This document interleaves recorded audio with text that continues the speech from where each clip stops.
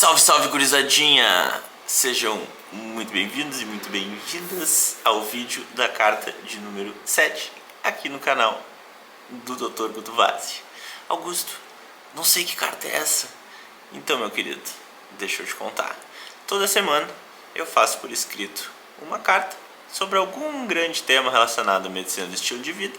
E daí, baseado na carta, para não ficar aquela coisa muito no preto e branco, eu faço um vídeo para quem curte formato de vídeo. Fechou? Link da carta tá aqui embaixo. Se tu curtiu, te inscreve no canal. E hoje a gente vai falar se será que a tua rotina tá te construindo ou tá te levando pro buraco. É sobre a rotina e a medicina do estilo de vida que é sobre essa semana. Então, começando, eu sempre gosto de falar onde surgiu tudo isso. Quando era 2021, entre 2020 e 2021, logo depois da minha formatura. Passei 6 anos estudando com afinco, sonhando o dia que eu ia pegar o meu canudo e ia ser livre, feliz e solto, que tudo ia dar certo. E, obviamente, não aconteceu isso. Foi um dos momentos mais difíceis da minha vida. Eu tive, como todos nós, muitas grandes responsabilidades novas caíram no meu colo e muitos sofrimentos, muitas angústias, dúvidas relacionadas à profissão. Será que eu fiz a coisa certa? Será que eu quero ser médico? Será que isso? Será que aquilo? E tudo foi se acumulando. E quando vê, eu estava numa rotina que eu praticamente não me exercitava, fazia um monte de plantão noturno, porque eu achava que trabalhar de noite eu ia conseguir viver melhor os meus dias, e não estava dando muita bola porque eu comia.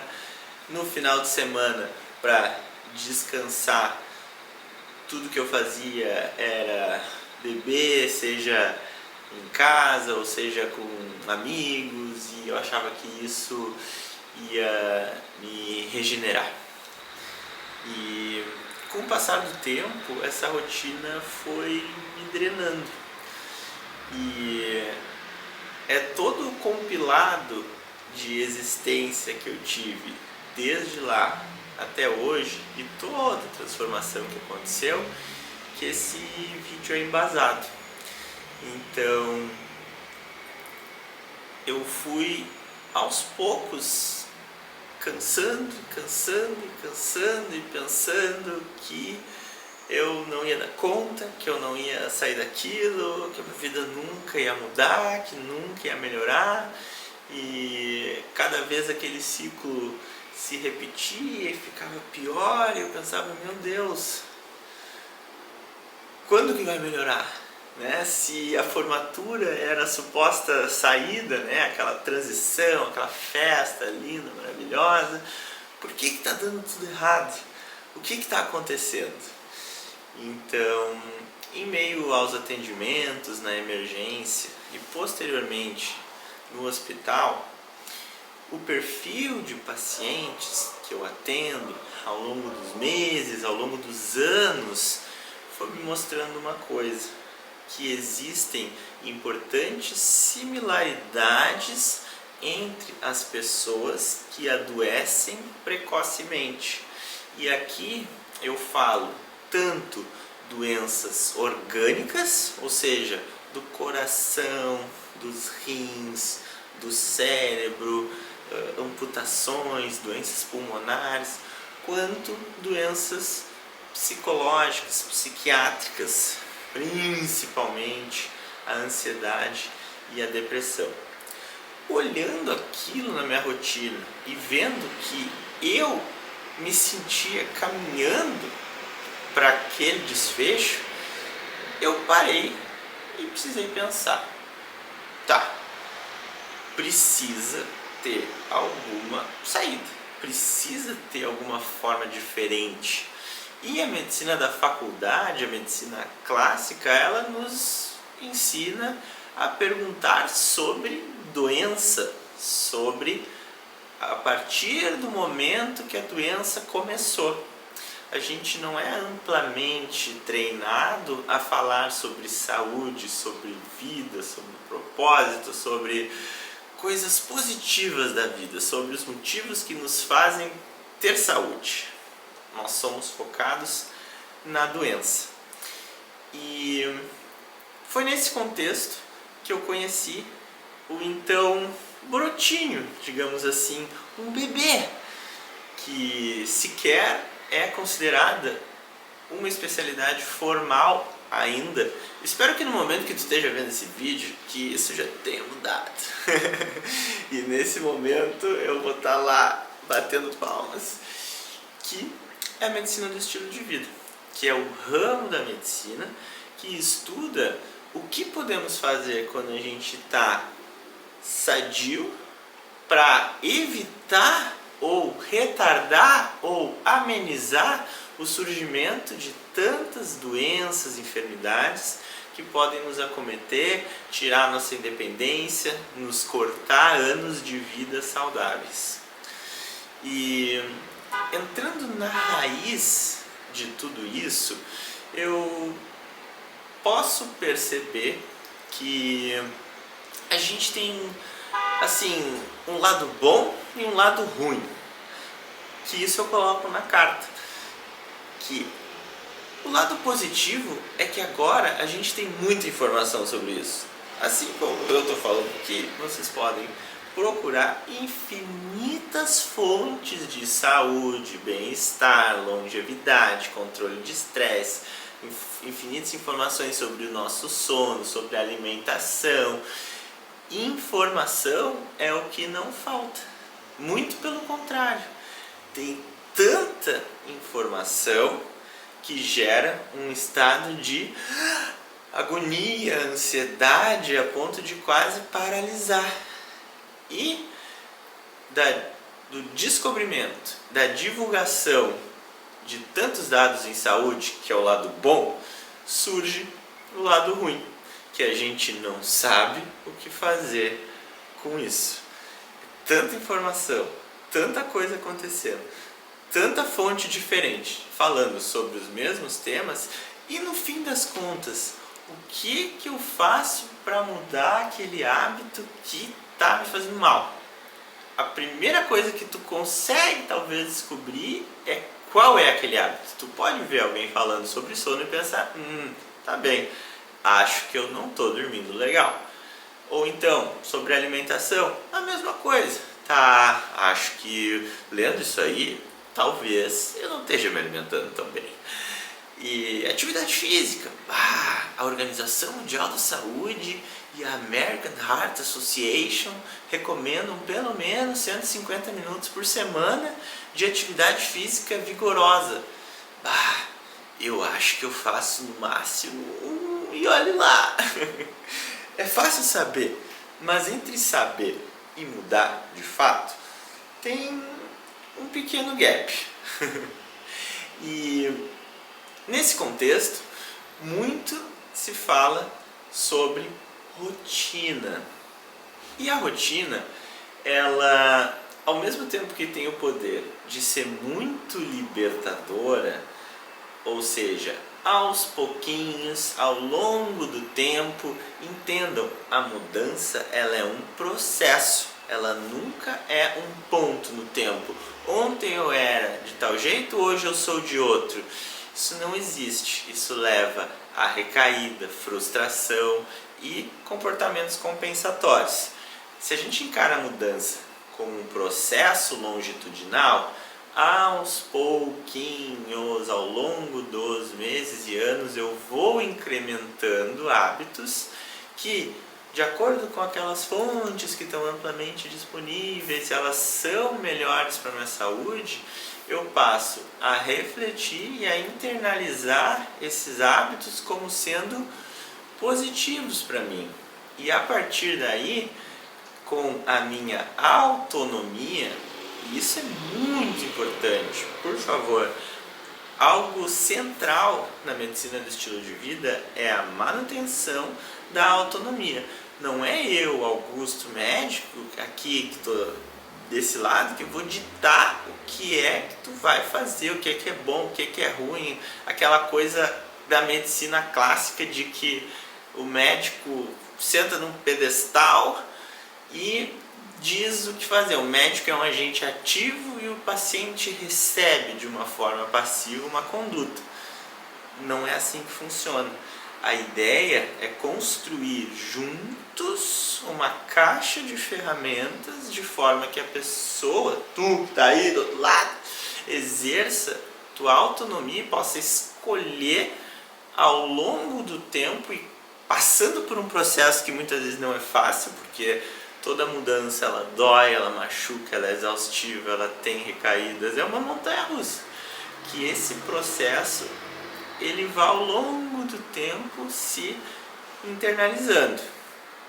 Então, a rotina ela é extremamente individualizada. Não é toda pessoa que vai dormir 7h30, 8 da noite, vai acordar 4h30 da manhã para ir treinar. Tem gente que, tem que estar levantando esse horário para pegar ônibus, ou tem filho pequeno, ou tem uma infinidade de outros empecilhos que, cara, essa rotina não dá. Então, nunca é receita de bolo. Mas entendam, neurobiologicamente, o nosso cérebro, ele quer repetir ações todos os dias. Tudo que teu cérebro quer é automatizar as coisas que tu faz. Porque isso economiza energia. E a partir do momento que a gente toma um desconforto inicial, uma sensação de desconforto que a gente chama de sobrecarga alostática, a gente sai da nossa bolha de conforto e faz ali uma coisinha que é desconfortável.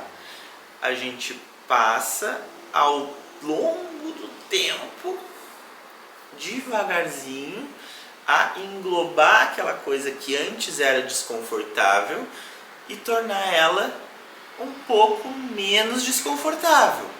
Tipo assim, vou dar um exemplo clássico. Quando eu comecei a treinar de manhã cedo, isso faz 1 ano e meio, foi no início de 2024. O meu mês de janeiro foi horrível. Eu faltei alguns dias, eu chegava na academia meio que um zumbi, eu odiava aquilo, eu pensava, meu Deus, por que eu me odeio, por que eu faço isso? E em fevereiro foi um pouco menos pior, em março foi melhorzinho, em abril é aqui ó, coisa boa, chegar no trabalho tendo treinado. E então a adaptação a isso, ela veio progredindo, não é uma coisa da noite para o dia, e todo comportamento em saúde é assim, e é assim que se constrói uma rotina e medicina do estilo de vida. É uma construção que leva muitos meses a anos. E no meio do caminho a gente vai vendo que na tentativa de ser saudável tem alguns comportamentos que eles até passam do ponto. Eles passam a ser tão saudáveis que passam a nos fazer mal. E os dois extremos de um espectro, eles são, em essência, a mesma coisa. Então isso também acontece. Aconteceu comigo também. Houveram momentos que o treino estava sendo tão intenso que estava me machucando, que eu precisava, preciso diminuir esse negócio. Então, aí a gente vê que o caminho, ele é norteado por nossos valores, ou seja, temos uma idealização do que a gente quer pra gente, pro nosso futuro, do que a gente quer para os nossos entes queridos, para nós, e aquilo lá nos faz ir por um certo caminho. Se a gente para totalmente, não dá bola, não faz esforço nenhum, a gente começa a se sentir mal. E se a gente vai com muita sede ao pote, também a gente começa a se sentir mal. E a rotina, ela serve como uma metodologia, uma estratégia para que tu consiga executar em média, eu sempre falo que eu vou tatuar isso, em média, na maioria dos dias, as ações que vão te levar para aqueles objetivos. E aí vai ter dia que tu não vai fazer? Vai ter dia que tu vai fazer muito bem? Vai ter dia, e aí na maioria dos dias tu vai ali, tá mais ou menos. Ou vocês acham que é muito prazeroso todos os dias ler? Não, tem vezes que tipo, ai meu Deus, que saco esse livro, só quero terminar ele. Mas vai lá e lê 2 páginas, nem que seja uma página. O ato de executar o comportamento, de fazer o difícil quando é o certo, isso é o que molda ao longo do tempo, é aquele tijolinho que tu vai botando e vai construindo o teu castelinho. E então a gente mistura tudo isso, essa questão da autonomia com a caixa de ferramentas e com a rotina, e a gente monta algo extremamente pessoal. Não existe receita de bolo. É óbvio que a higiene do sono, se for dizer em linhas gerais, se eu for gravar um vídeo, é óbvio que eu vou ter que dizer: durma de 7 a 9 horas, durma todos os dias no mesmo horário, acorde mais ou menos no mesmo horário, evite telas à noite, evite barulhos, coloca um tapa-olho, coloca o quarto gelado, porque isso são coisas universais. Mas a especificidade do que é o sono, o que é o dormir, o que é o relaxar, quais são os determinantes que impedem de relaxar, eles são um universo que está dentro da cabeça de cada um.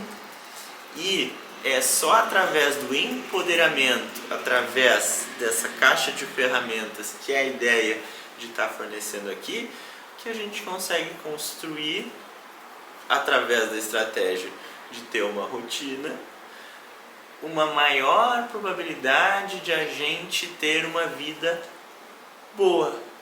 E olha a leveza dessa palavra, eu amo ela. É boa. Ela não é excepcional, ela não é perfeita, ela é boa. Ao mesmo tempo que eu me esforço e depois eu tenho uma recompensa, e de preferência a sociedade ganha alguma coisa com isso através do meu trabalho, eu ganho alguma coisa e daí eu posso, através disso, buscar os meus hobbies, compartilhar com meus amigos, criar momentos e experiências e viver a vida e arranjar uma coletânea de repertórios e de variedades existenciais, que no fim das contas eu vou chegar lá com meus cabelos brancos e eu vou pensar: putz, acho que valeu a pena. Eu acho que é muito sobre isso. Então, a medicina do estilo de vida, ela pode parecer sufocante num primeiro momento. Meu Deus, ele quer que eu durma 8 da noite, acorde 4 da manhã, que eu faça 12 treinos de triatlo. Gente, não. Se atividade física é um negócio que pra ti não é legal, no teu universo, tu vai colocar menos dela. Não vai virar triatleta. Mas tu pode pegar tua amiga, o teu amigo e fofocar no parque 4 horas por semana. Tipo assim, não precisa exercer ao máximo todos os pilares. Até porque isso, com o passar do tempo, vai levar a uma fadiga. Então a rotina da medicina do estilo de vida é muito sobre isso. Absorver os conhecimentos, comparar com a vida prévia antes da aquisição deles e pensar: o que faz sentido para mim? Como que eu posso tornar minha vida mais valorosa com esses aprendizados? Como que eu posso incrementar isso? E vejam bem que nunca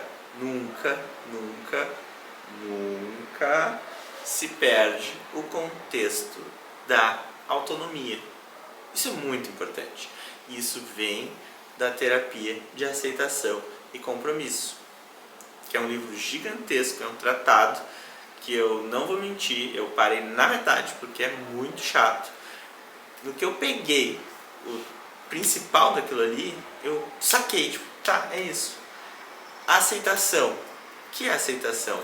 É aceitar que a vida, ela não é fácil. Tem muitas decisões que elas vão nos causar muito sofrimento, que toda recompensa que vem sem um esforço, ela deve ser levantado um alarme e um compromisso.